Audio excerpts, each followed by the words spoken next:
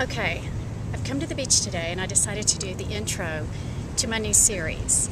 And I'm just going to talk no matter what happens behind me. I've been waiting for the perfect time to start, and there's some people right there and they can probably hear me. And a while ago, the lifeguard drove right behind me in this giant beach buggy. And then there was a giant seagull fight behind me. And now there's a man coming towards me with his guitar and he's singing as he walks. So there's no telling.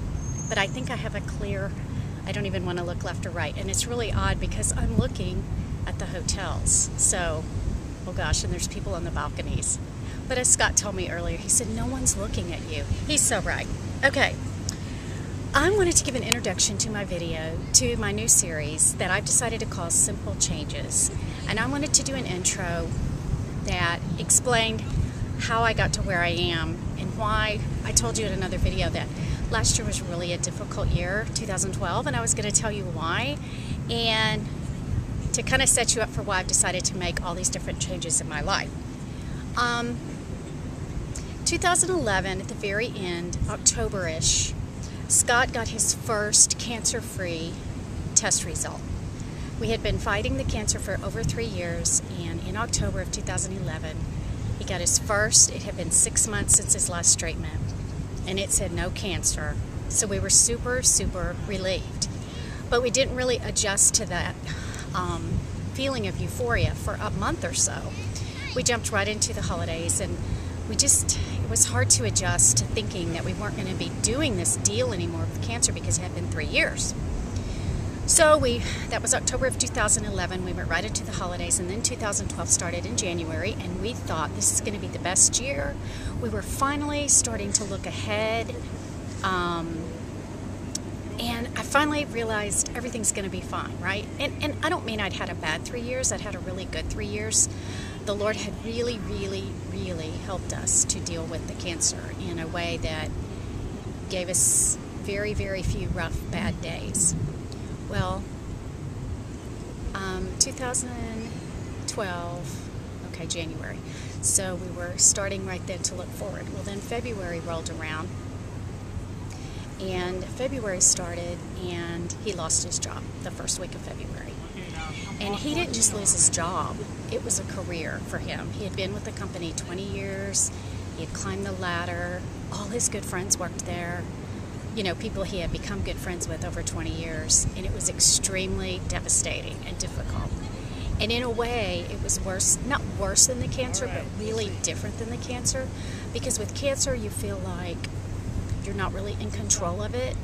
You have to trust a lot of other people to help get you well. I mean, you do what you can on your end, but ultimately, if you choose conventional treatment, you trust other people to cure your cancer.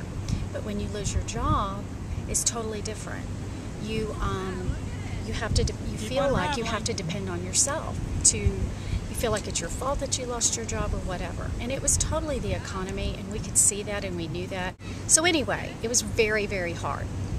So for the first few weeks, we just sat around staring at each other in shock. It was crazy weird. I never thought I would react that much to a job loss, but we did.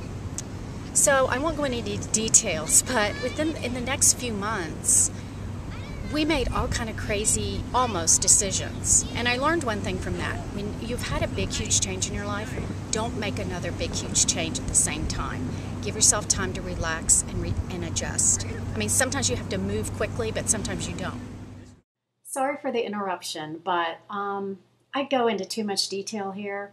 But suffice it to say, I explain here how over an 8-week period right afterwards, after he lost his job, we went into trying to make all these decisions, and we drove to Texas and spent some time there and thought we were going to move there, and we looked at land and we looked for jobs, and after 2 weeks of that, we just decided that wasn't going to work, and that's not really what we wanted to do.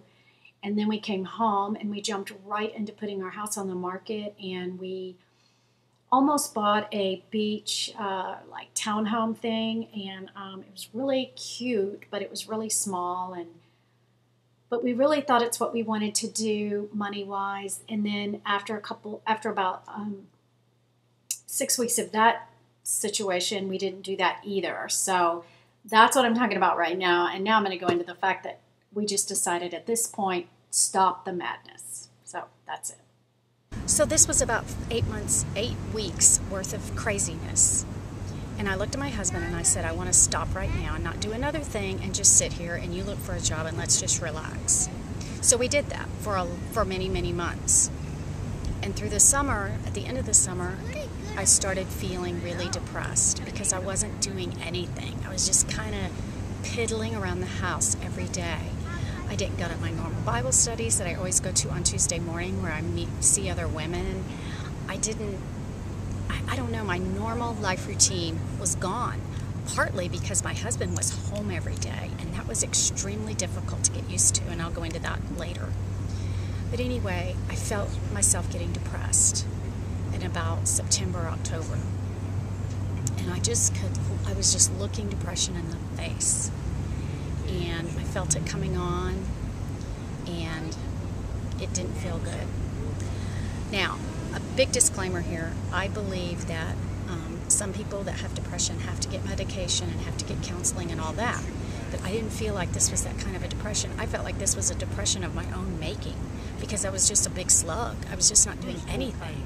I didn't feel like I could plan ahead. I just felt weird. So the depression was coming. And as I looked at it in the face, I realized I'm not going there, because I started picturing my family, how they would react if I just went to bed and couldn't get back up, how my daughter in high school would be, how hurt, my grandkids, my parents would be worried sick, my husband. And I just said to myself, self, you got to change everything you're doing right now because it's not working. And you're not willing to go into depression if you can at all help it. And like I said, I do believe in people getting medication if they need it. So, about October, November is when I decided to do this new series and change everything in my life. Everything. The way I eat, the way I think, the way I spend my time, just everything.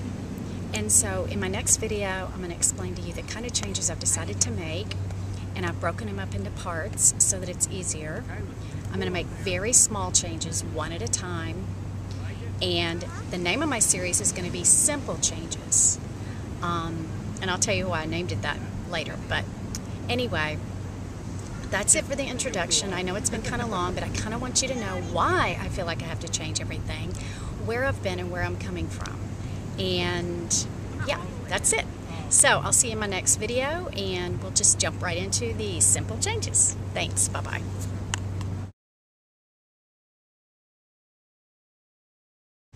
You are not that way, up the beach. That way? Okay.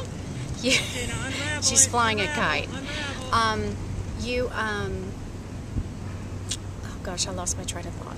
That's good, honey.